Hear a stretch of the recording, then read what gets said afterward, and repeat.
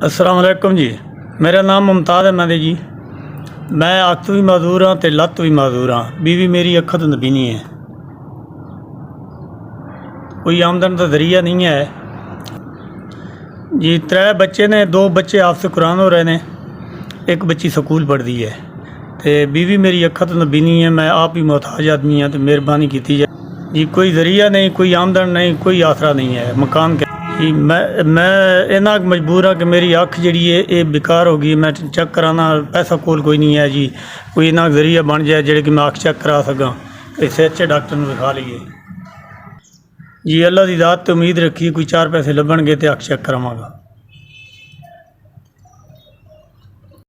2 3 4 5 6 7 ये तुहाडा भला होवे। अल्लाह की दात तो आबाद तो शाद रखे। जिन्हें मैंने 7,000 रुपया भेजा है, अल्लाह आबाद रखे तो खैर होवे। अल्लाह बच्चों की जिंदगी बचके अल्लाह आबाद तो शाद रखे, खैर होवे। ये अल्लाह तुहाडा भला करे। मैंने 7,000 रुपया मिल गया है। मेरी अख भी कोई नहीं तो एक लत्त भी कोई नहीं। बच्चे निके निके जे पढ़ते हैं, दरस विच कुरान हिफ्ज़ कर रहे हैं। एक बच्ची स्कूल पढ़ती है तो जी भी माजूर ने।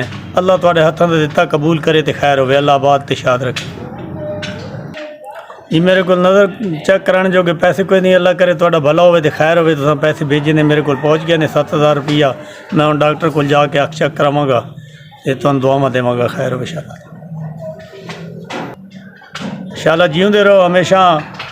खर्चे की तंगी आई वो अल्लाह कीता है तो कुछ खर्चा लभ गया, तंगी पूरी हो गई। अल्लाह खैर करेगा। अल्लाह आबाद ते शाद रखे।